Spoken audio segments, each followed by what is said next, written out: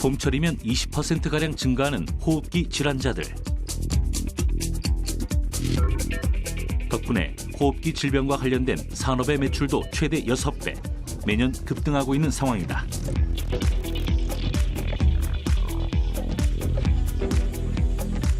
특히 기능성 마스크는 물론 실내 공기질을 개선할 수 있는 각종 가전제품들이 인기다.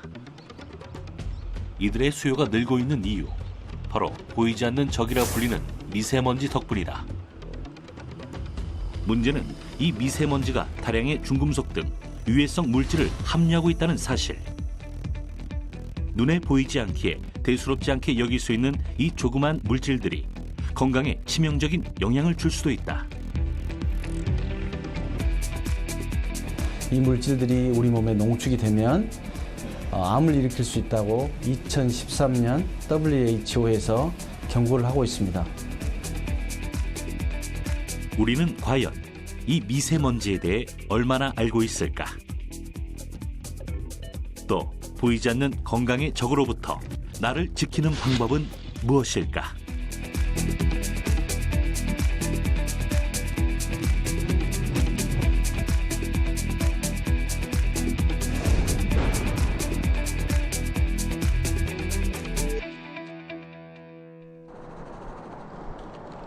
한때 고속 경제 성장의 상징으로 여겨졌던 공장의 높은 굴뚝. 그곳에서 뿜어내는 매연은 이제 미세먼지의 주범으로 지목된다. 생활에 편리함을 주고 경제 성장의 상징이었던 자동차. 자동차의 배기가스 역시 대기 오염의 책임에서 자유로울 순 없다. 산업화의 부작용으로 야기된 환경의 역습. 우리나라 전역에서 측정된 미세먼지 농도 현황에서도 잘 드러나고 있다. 지난 2005년부터 수도권 대기 개선 특별법 제정 등 꾸준한 대기질 개선 노력을 통해 감소 추세를 보이던 미세먼지 농도는 다시 2013년부터 증가세로 바뀌었다. 결국 2013년 기준 전국의 평균 미세먼지 농도는 세계보건기구가 정한 연평균 미세먼지 공거치인 1세제곱미터당 20 마이크로그램의 2배 이상으로 드러난 것이다.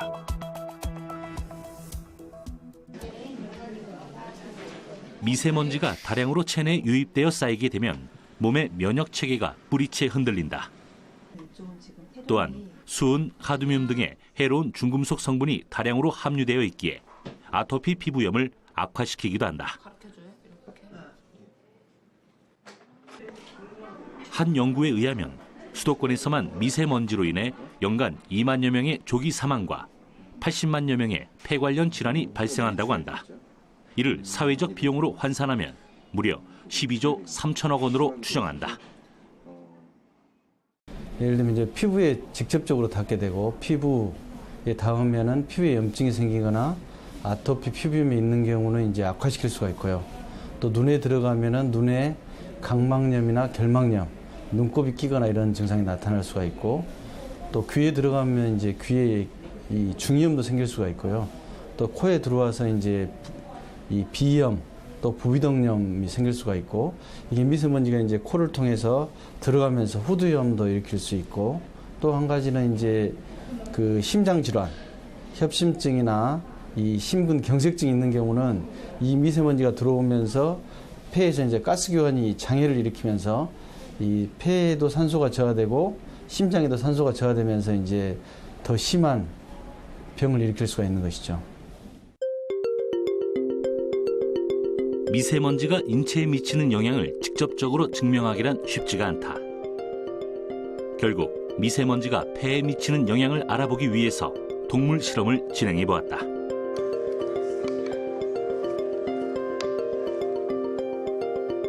이 실험은 쥐를 일정량의 미세먼지에 노출시켜 어떤 증상을 보이는지 또 어떤 염증 반응을 일으키는지를 확인하는 실험이다. 과연 결과는 어떨까?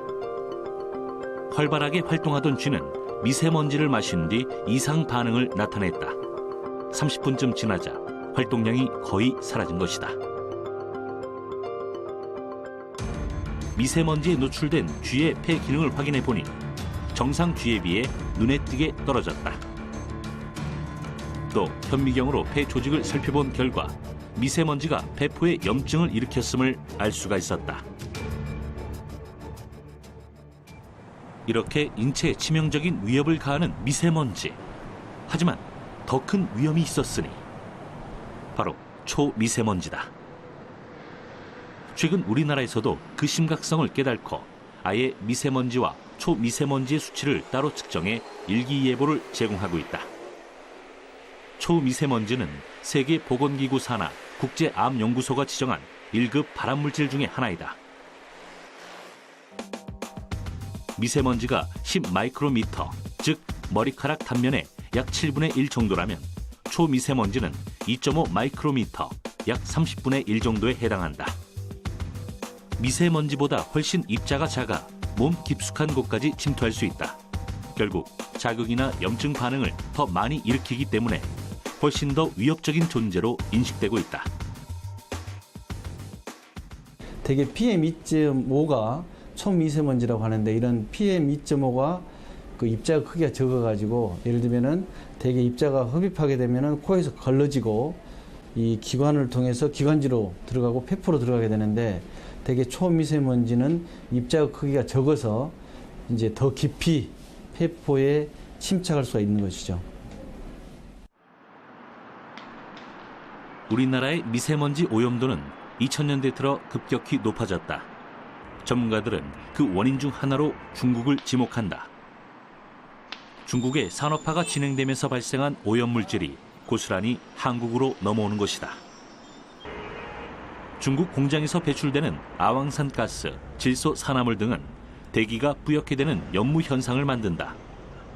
여기에 몽골이나 중국 사막 지방에서 불어오는 강한 바람에 황사가 겹치면 그 영향이 국내까지 미치게 되는 것이다.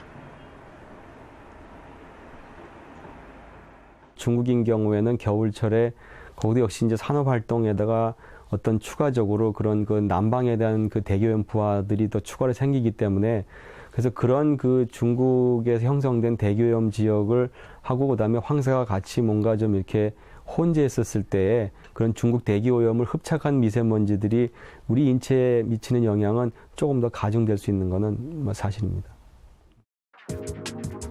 실제로 중국발 초미세먼지의 중금속 함유량을 조사한 결과를 보면 그 심각성을 알 수 있다. 중국의 수도 베이징과 국내 대전 지역의 대기 속 먼지 성분 비교 자료이다.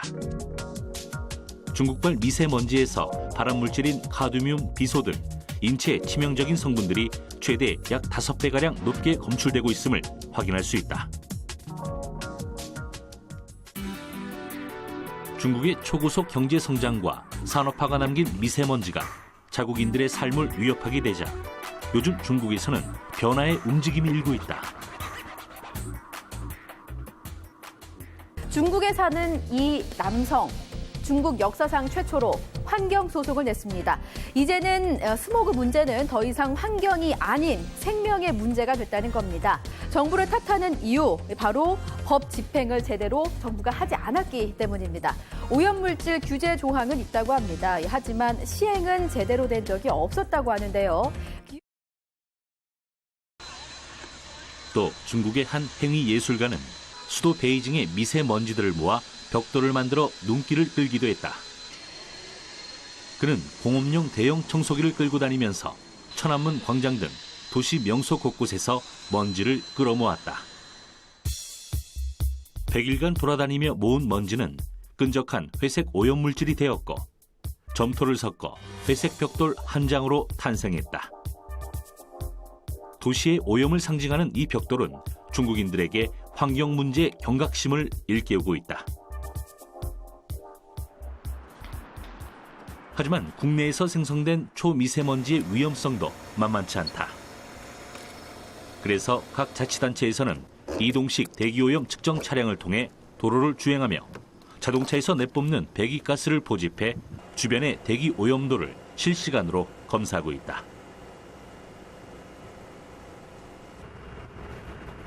디젤이나 가솔린 차량에서 배출되는 미세먼지와 질소 산화물, 이산화탄소는 물론 블랙 카본의 양을 실시간으로 측정하면서 대기오염 관리 체계를 구축하는 데 큰 역할을 하고 있는 것이다. 이런 작업이 중요한 이유는 인체에 유해한 초미세먼지의 86%가 자동차 매연에서 발생되는 것으로 알려져 있기 때문이다. 국내 대도시 미세먼지 배출의 주요 원인을 살펴봐도 자동차 배기가스가 가장 많은 비중을 차지한다. 선박이나 기계 설비 역시 오염물질의 주요 배출원이지만 이를 제어할 법적 기준이 제대로 마련되지 않아 매년 엄청난 양의 매연을 쏟아내고 있다. 환경부에 따르면 중국에서 발생한 오염물질로 인한 미세먼지 영향은 30에서 50% 정도라고 한다.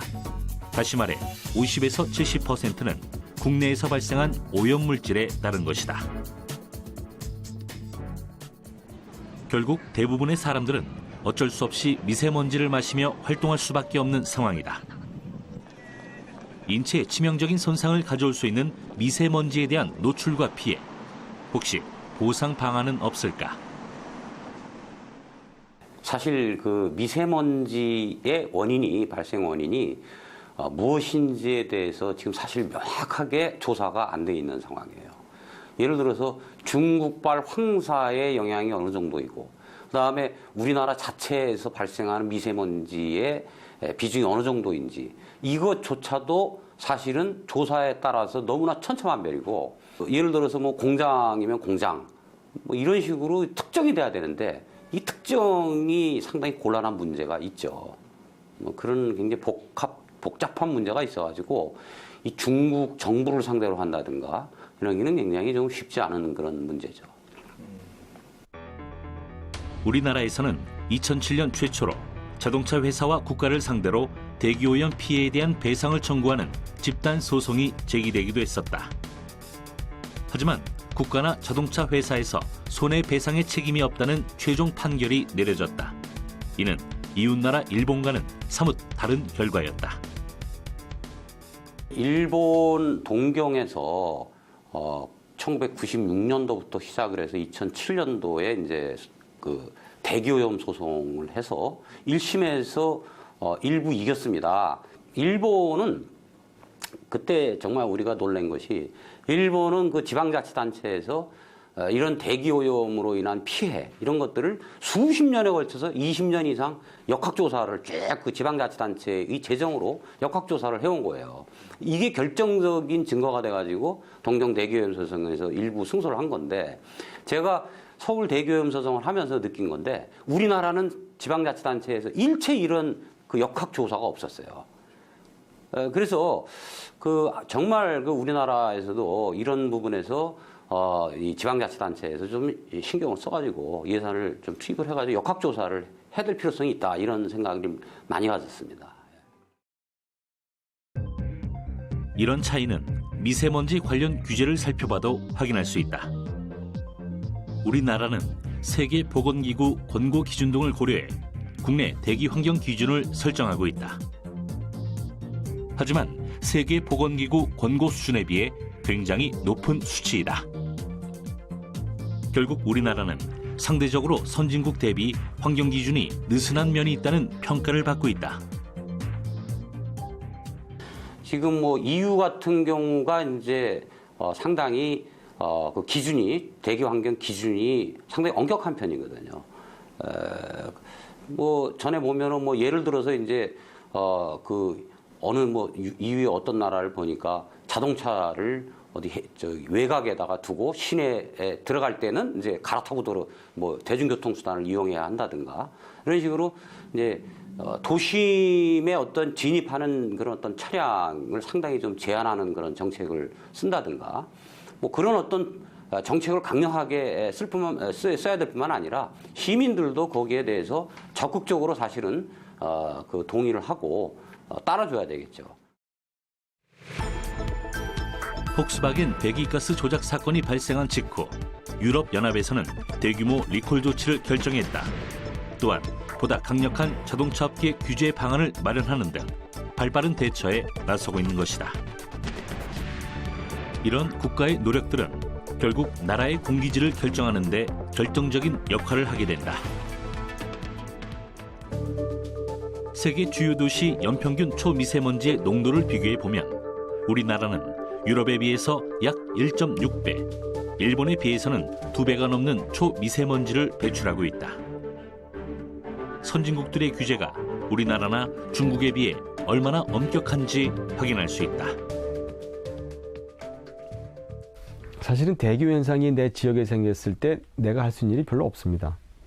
그래서 심지어는 우리가 이제 교과서에 나오는 이야기지만 그 런던 스모그 현상이 벌어졌을 때 내가 이제 영국 런던 근처에서 공부를 했는데 런던 시내에서 런던 교외로 나가는데 한 40km 정도면 나갑니다. 가서. 그러면 뭐 차로면 1시간이면 나가는 거거든요. 근데 런던 스모그 현상이 그 해 벌어진 그 해 겨울이 지난 그 다음에 굉장히 많은 사람들이 이제 이 노약자부터 해서 사망률이 아주 많이 올라갔어요.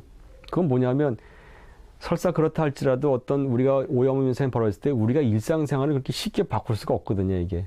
그래서 다시 미세먼지 오염 얘기로 돌아가면은 그런 현상이 벌어졌을 때 우리가 뭐 아주 좀 우리한테 도움이 될 수 있는, 예를 들면 뭐 그 야외 활동을 좀 자제하고 뭐 좀 이렇게 이 실내에 머문다든가, 뭐 아까 잠깐 말씀하셨던 그런 뭐 좀 이렇게 일부 보조 장구로 해서 뭐 마스크를 활용한다든가, 이런 것 이외에 사실은 우리가 뭔가 우리를 보호하기 위해서 적극적으로 할 수 있는 그런 우리 수단이랄까 이런 게 사실은 없는 게 여기 있는 그 대기 오염 현상입니다. 결국 미세먼지로부터 우리 몸을 지키기 위해서는 개인의 노력이 무엇보다 중요하다.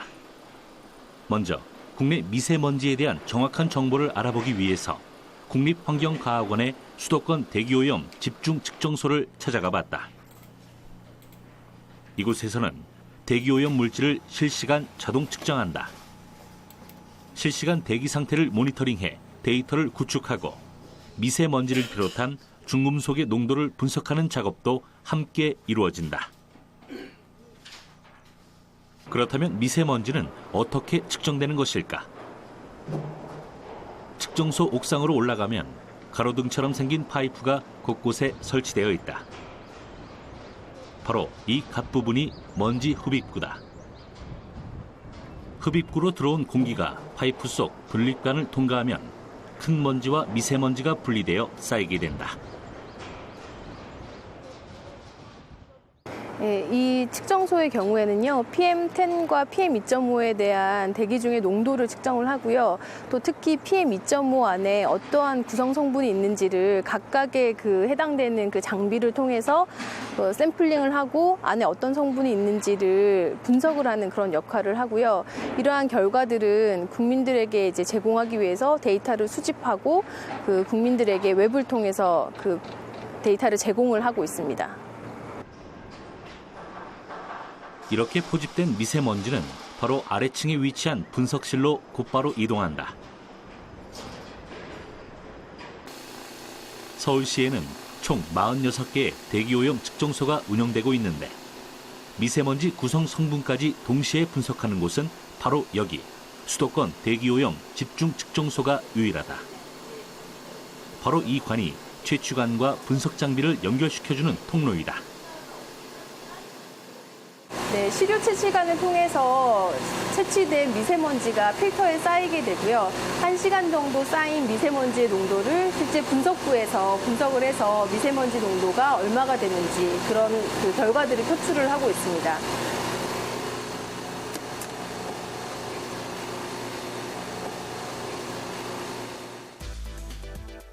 이곳에서 1시간 정도 샘플링된 미세먼지가 필터에 쌓이면 이렇게 까만 점으로 찍혀나온다.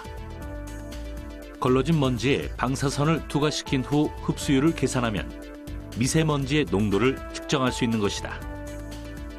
이렇게 분석된 정보는 한국환경공단에서 관리하고 있는 웹사이트인 에어코리아에 전송된다. 이런 노력들 덕분에 우리는 거리를 걸으면서도 스마트폰을 통해서 시시각각 변하는 미세먼지 정보를 손쉽게 확인할 수 있다. 미세먼지에 대한 경각심이 점점 높아지는 가운데 미세먼지 수치를 확인할 수 있는 어플리케이션에 대한 관심도 늘고 있다. 서울시 구로구에 위치한 한 기상업체. 실시간으로 미세먼지 정보를 알려주는 어플리케이션 제작에 선보이고 있다.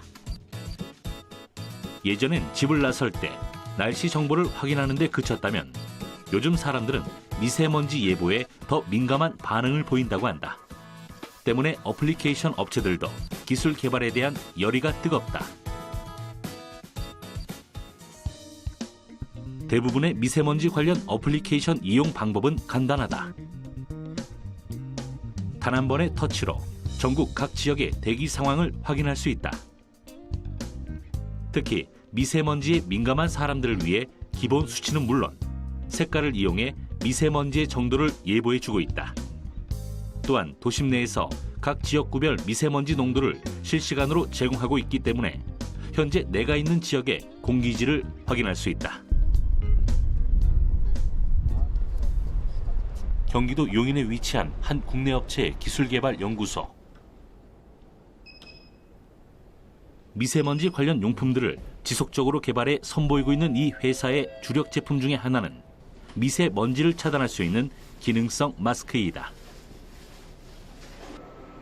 이곳 연구소에서는 일반 면 마스크와 미세먼지 차단용 마스크의 구조를 볼 수 있는데 일반 면 마스크와 미세먼지 차단용 마스크는 성능면에서 어느 정도 차이를 보이고 있을까? 또 그 구조는 어떻게 다른 걸까?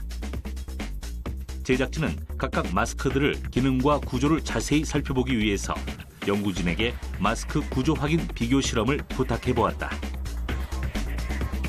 비교 실험은 간단하다. 각 마스크 샘플을 알맞은 크기로 잘라서 고배율의 현미경을 통해 구조를 확인하고 비교해 보는 것이다.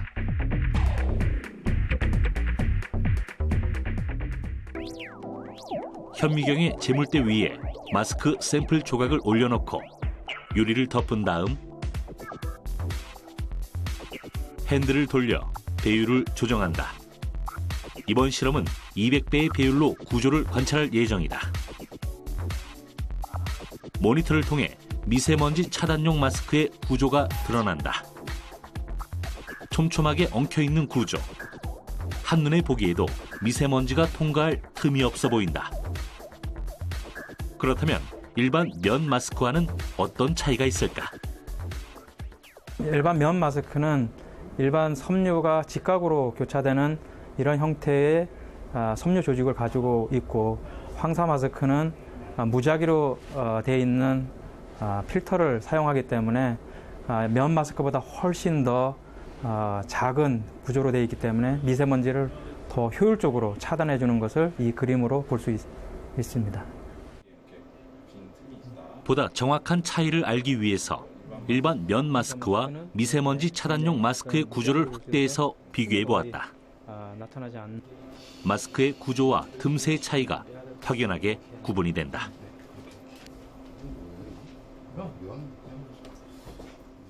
여기는 이제 미세먼지가 얼마만큼 차단이 되는지를 실험하는 마스크 실험 장비가 있는 실험실입니다. 그래서 그렇다면 실제 미세먼지 차단율은 어떨까?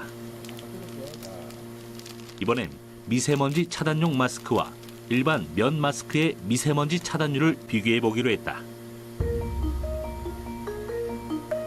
준비한 미세먼지 차단용 마스크를 뜯어 테스트 용기에 끼운다.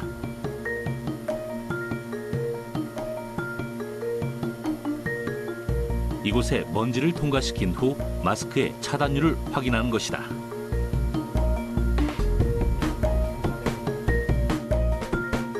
면 마스크도 똑같은 조건으로 테스트를 준비한다.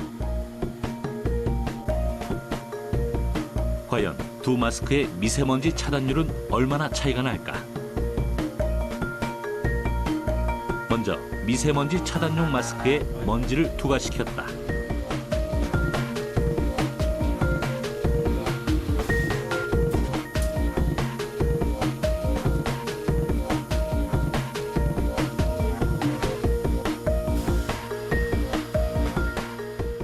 유량이 분당 94.9리터로 흘렀을 때 침투율이 2.65%라는 얘기는 미세먼지 차단율이 97.35% 정도, 그러니까 98% 정도의 미세먼지 차단율을 나타내고 있습니다.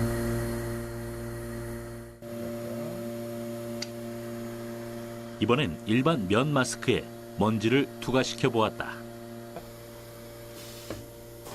눈으론 확인할 수 없는 기능의 차이. 과연 그 결과는 어떨까?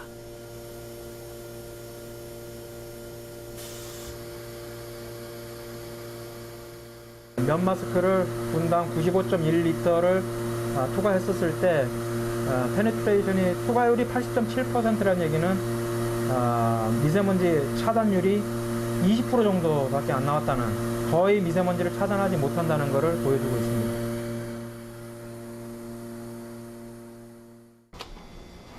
이런 기능성 마스크를 제대로 이용하는 데 있어서 몇 가지 주의할 점이 있다. 어떤 이들은 면 마스크를 이용하던 습관대로 미세먼지 차단용 마스크를 세탁해서 이용하기도 한다. 그럴 경우 과연 성능은 그대로일까? 미세먼지 차단용 마스크에 이물질이 묻었다고 가정하고 세제를 묻혀 비벼서 빨고 난 후 건조를 시켜보았다.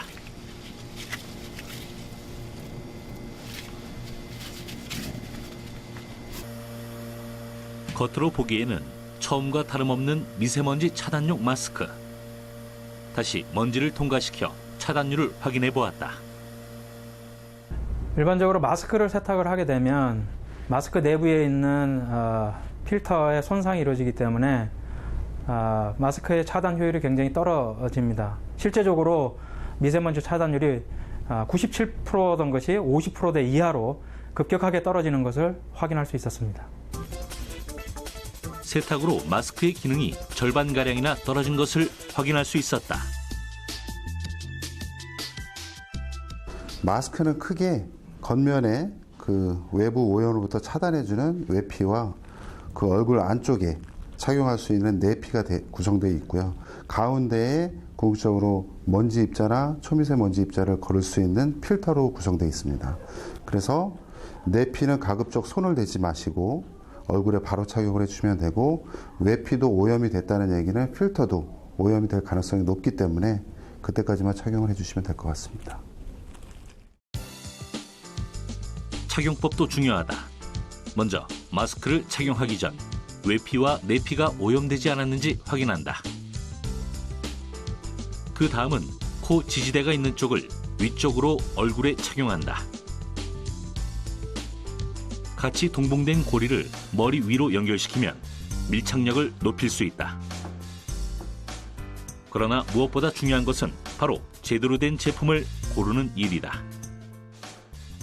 황사나 미세먼지 마스크를 찾으실 경우에는 식약처에서 허가한 보건용 마스크를 구매하시는 게 맞고, 식약처 허가한 그 의약외품 마스크는 KF 등급이 표기되어 있습니다. 그래서 KF80 이상의 수치를 확인하셔서 구매하시면 됩니다. 사람들이 미세먼지에 대해서 간과하고 있는 점이 하나 있다.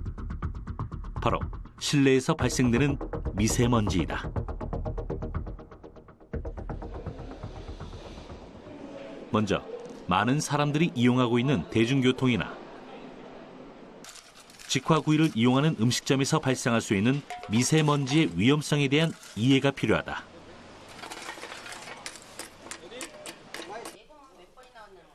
식당에서 삼겹살을 구워 먹다가 발생하는 연기를 보면서 미세먼지에 대한 위험성을 떠올리기는 쉽지가 않다. 프린터와 복사기 역시 작동될 때마다 토너와 잉크의 미세먼지가 사무실 내부로 방출된다. 사무 공간이나 아니면 그 이외에 우리가 이제 그 외부 활동을 하는 뭐 예를 들면 외부에서 하는 뭐 식사를 한다든가 하는 그런 음식점에 이런 부분들이 있을 수 있습니다. 그래서 그 음식이 모연되는 지역 같으면 그런 그 음식을 조렴 생기는 그런 부분들이 있을 수 있고, 주로는 이제 그 이용 인원들이 많은 경우들에는 여러 가지들 중에 그 우리가 움직이면서 이제 일을 발생할 수 있는 먼지들이 가장 이 주요한 부분이 될 수 있고, 그 이외에 이제 그 실내 환경을 관리하는 수준에 따라서 여러 다양한 오염물질이 나타날 수 있고요. 과연 우리가 생활하는 일상에서 발생되는 미세먼지는 얼마나 될까?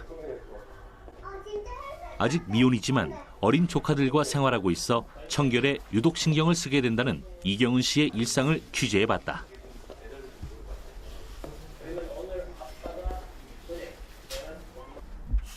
먼저 경은 씨가 집안일을 하는 동안 집안 미세먼지 양의 변화를 측정하기 위해 전문가가 방문했다.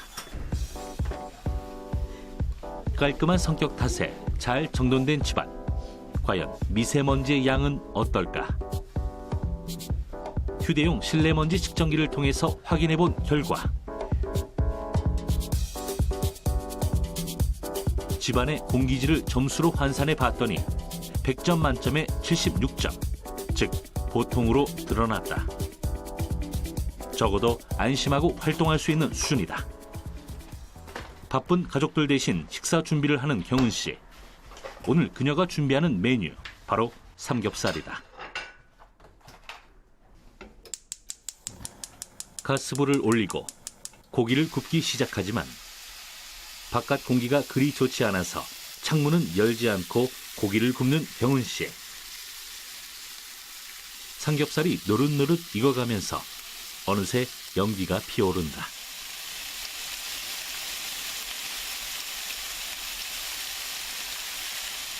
고소한 냄새와 그리 탁해 보이지 않는 연기에 경은 씨는 후드를 켜는 것도 잊고 있었다. 과연 실내 미세먼지 수치는 얼마나 달라졌을까? 삼겹살이 점점 더 익어갈수록 연기는 더 많이 피어올랐다. 음식을 조리할 때는 기본적으로 일산화탄소를 비롯해 이산화황, 이산화질소 등 휘발성 유기화합물이 공기 중으로 퍼진다. 불꽃으로 연소되는 것은 절반에 불과하기 때문이다. 그 안에 포함된 미세먼지 수치 역시 높아질 수밖에 없는 상황인데 과연 그 예측이 맞았다. 삼겹살을 구운 후 미세먼지의 농도는 212 마이크로그램으로 치솟았다. 삼겹살로 인한 미세먼지 발생량이 무려 5배가 증가한 것이다.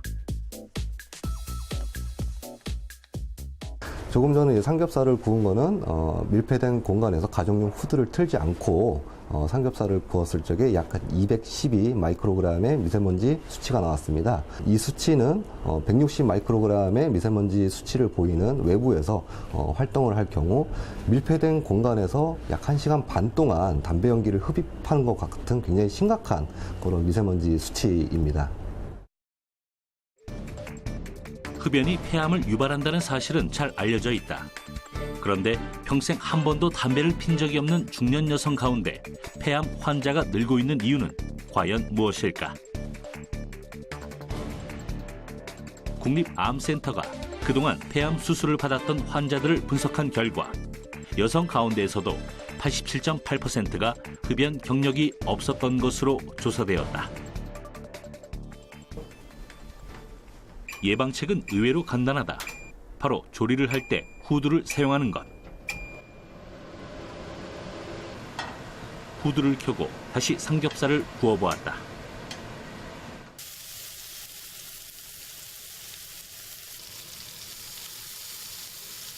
발생되는 연기의 양은 동일하지만 유해 물질이 포함된 미세먼지는 곧바로 후드를 통해서 외부로 배출된다.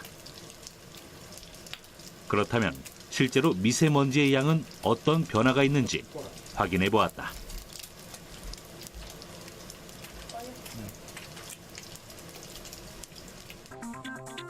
미세먼지의 실측값은 54 마이크로그램, 실내 공기질은 100점 만점에 70점이다. 후드를 켜지 않고 삼겹살을 구웠을 때보다 약 4분의 1 정도로 미세먼지가 줄어들었다. 그 후드의 역할이 중요한데 예를 들면 후드도 오랫동안 청소를 않고 그 후드 필터를 갈지 않으면 사실은 큰 의미가 없어지거든요. 그래서 그 후드도 주기적으로 그 필터를 갈고 사용하는 것도 굉장히 중요합니다.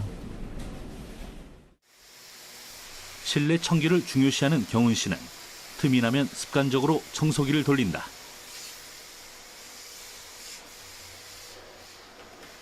보통은 문을 열고 청소를 하지만 미세먼지 주의보가 잦은 봄에는 아예 창문을 열지 않는다고 한다. 미세먼지의 농도가 짙을 때에는 창문을 닫고 외출을 삼가라는 일부 언론 보도를 따른 것이다.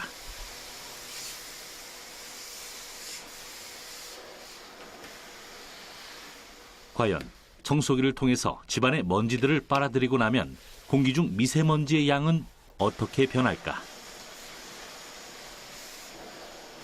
평소 경은 씨가 청소하는 습관 그대로 창문을 모두 닫고 집안 곳곳을 청소기를 이용해 먼지를 빨아들였다. 그리고 집안의 미세먼지 양을 측정해 보았는데 의외의 결과가 나왔다. 미세먼지 측정 결과 70 마이크로그램, 미세먼지가 증가한 것이다. 어떻게 청소기로 먼지를 빨아들였는데도 공기청정도가 떨어진 걸까?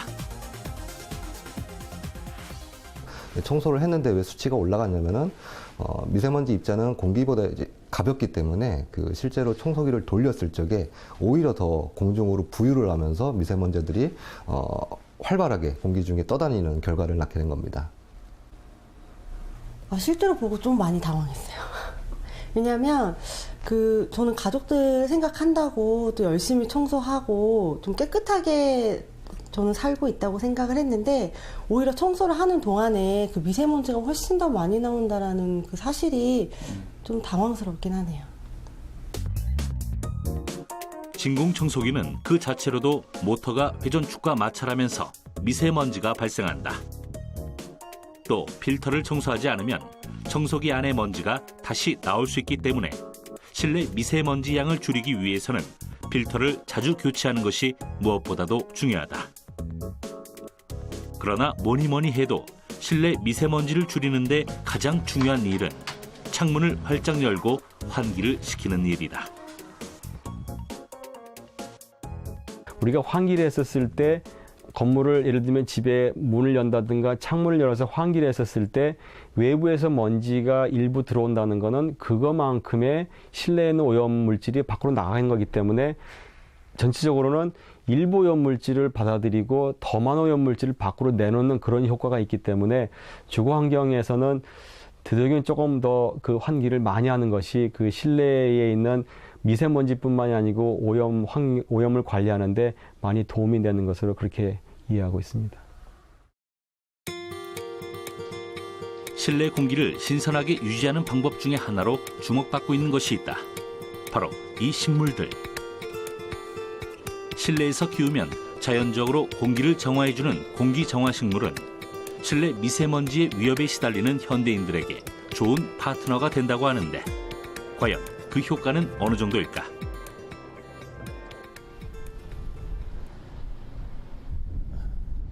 식물이 실내 공기 정화에 미치는 영향을 알아보기 위해 제작진이 찾은 곳은 인천의 한 대학 연구실. 이곳은 실내 공기 오염물질을 식물을 통해서 제거하는 실험을 진행하고 있다. 이들은 실내 공기 오염물질인 미세먼지와 초미세먼지, 휘발성 유기화합물과 이산화탄소 등을 식물 필터와 미네랄 필터에 통과시켜 공기 정화도를 측정한다. 미세먼지가 식물 기공에 의해 직접 흡수되거나 잎에 달라붙어 공기 정화 효과가 있는 것으로 확인되고 있다. 실제 미세먼지의 양이 줄어들었음을 그래프를 통해 확인할 수 있었다. 우리나라에서 이제 대기 오염에 이제 황사나 이제 황사 말고 이제 다른 부유물질로 인해서 이제 사람의 몸에 부착되어 있는 이제 먼지나 이제 오염 물질들이 실내로 이제 옮겨지게 됩니다. 그런 물질들을 이제 정화시키는 이제 하나의 기술로 하는 거죠. 환기로 할 수 있는 것도 일부 제외가 되지만은 환기 외에도 이제 오염 물질을 제거를 시켜야 된다고 생각했기에 이제 이 실험을 시도한 겁니다. 건강을 위협하고 불쾌감을 주는 미세먼지의 위협. 과연 우리는 어떻게 대처해야 할까? 우리가 자주 이용하는 자동차의 실내 공기를 깨끗하게 유지하기 위해서는 에어 필터를 자주 점검하고 교환하는 것이 무엇보다 중요하다.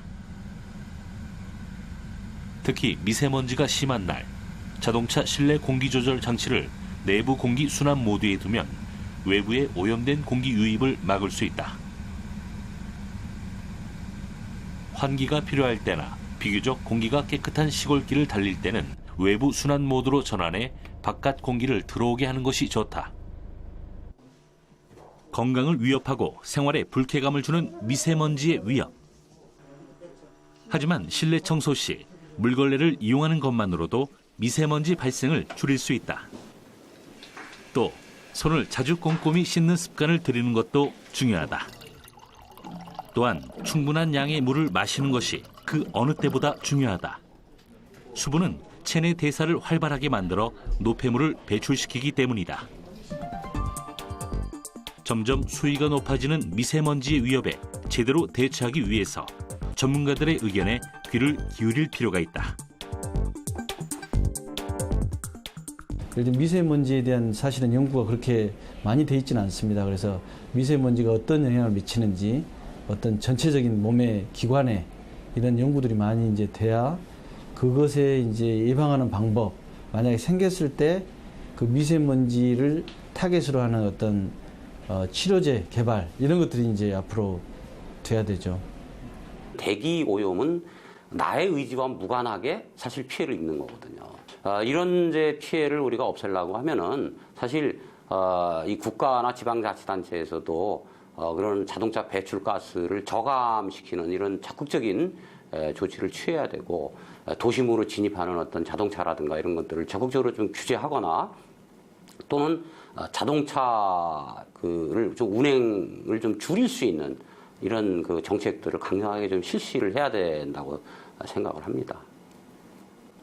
이런 그 대기오염 현상이라는 것이 서서히 우리한테 계속 이루어져 오고 있고 진행이 되는 부분들이기 때문에 어떤 이 사회 구성의 어느 한 부분이 아니고 우리 모든 같은 구성원들이 각기 다른 역할을 하고 다른 관점을 가지고 있지만 그것이 다 같이 이게 대기오염을 개선하고 대기오염을 저감하고 줄이는데 뭔가 어떤 역할을 하고 어떤 도움이 된다라는 거를 같이 좀 이런 기회를 통해서 한번 이해를 하고 우리가 조금 더 여러 가지 그런 기술도 그렇고 정책도 그렇고 노력들이 더 좀 효과가 있고 우리 주변의 대기 환경 개선에 도움이 되지 않을까 그렇게 생각이 됩니다. 미세먼지는 더 이상 일시적으로 기승을 부리다 사라지는 환경 문제가 아니다. 미세먼지가 야기시킬 수 있는 각종 피해에 대한 정확한 인식과 이를 예방하기 위해서 라이프 스타일 전반에 변화가 필요하다. 미세먼지에 대한 막연한 공포감이나 우려보다는 현재의 상황을 정확히 알고 효과적으로 대응하기 위한 지혜가 그 어느 때보다 절실하다.